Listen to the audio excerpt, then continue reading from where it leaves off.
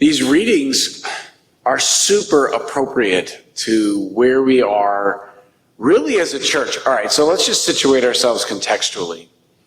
We just got a whole new pope, right? So the attention on the Petrine office and the hierarchical offices of the church is very pronounced.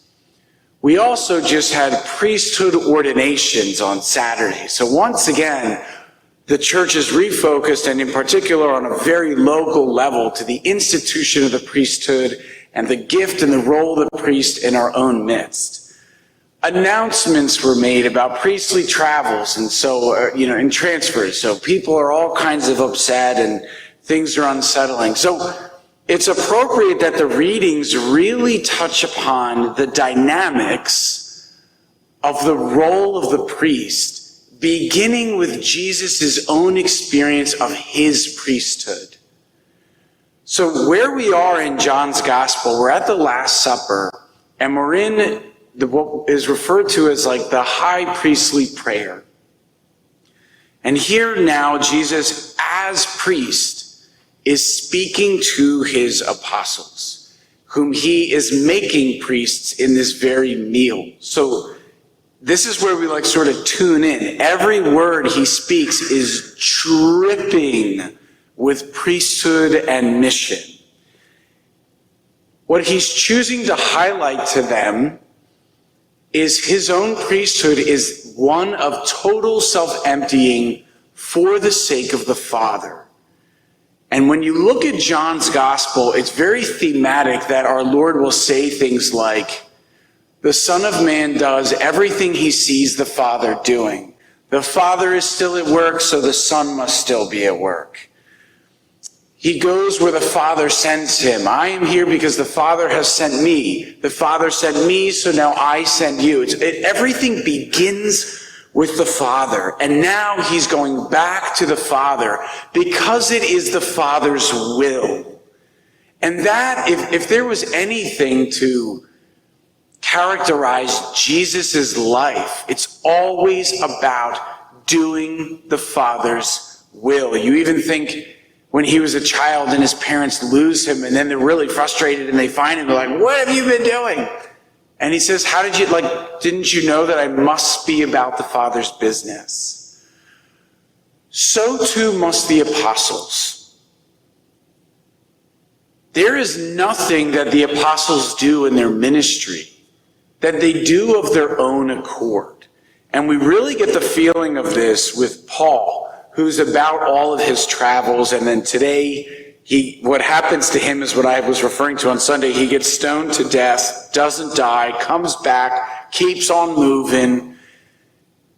The emptiness in his life where he falls in love with a community and then he has to leave that community because the Father is sending him to build the church somewhere else. Or there's certain times he has to get comfortable in the comforts, and then there's other times where he's given zero physical consolation whatsoever. Today he gets stoned nearly to death, right? And all the while he's having anxiety that is the gospel seeds that I'm planting, are they going to continue to bear fruit in my absence? I don't know, but I have to leave that to the Father. And so it's this constant just letting go of claiming anything as his own. And when you look at the priestly life, think about how the church protects that quality in the priesthood. First of all, any of the sacraments he does are not of his own accord. It's always Christ. It's always Jesus Christ. It's never Sean. If you come here for a sacrificial banquet brought to you by Sean Loomis, guess what? You might as well go to Wawa. You come here because Jesus is acting, because the Father is acting. The priest doesn't even live in a house that belongs to him. And then he has to be a steward of that house in such a way that he has to hand it on to the next guy intact, right? The celibacy of the priesthood. He never has a family that's his own.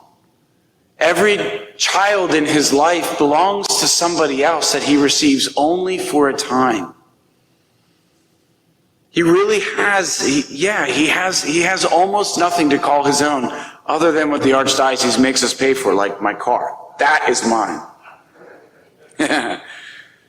And so in this sense, it enables him, I think, to best awaken in you your priesthood, because his sole purpose is to come before you, to live in your midst, and to say, you have been baptized as a priest of God. And so too, in your own way, while your vocations require you to have certain possessions and to claim certain things as your own, it's to understand that you possess them for the sake of mission. And so, if we could actually go beyond this gospel passage, the next line is like, get up, we must go. And so Jesus is saying to his disciples that you also are on mission, and my entire role is to awaken you to that task. But then I have to recede, otherwise you become mine. And you're not mine, you're his. And so it's a discipline, really, of the Catholic life. This isn't a church where you accept resumes of priests and then you hire the one that you like. Poverty is sown into the whole thing so that the Father is always that which remains, everything else fading, including each of us.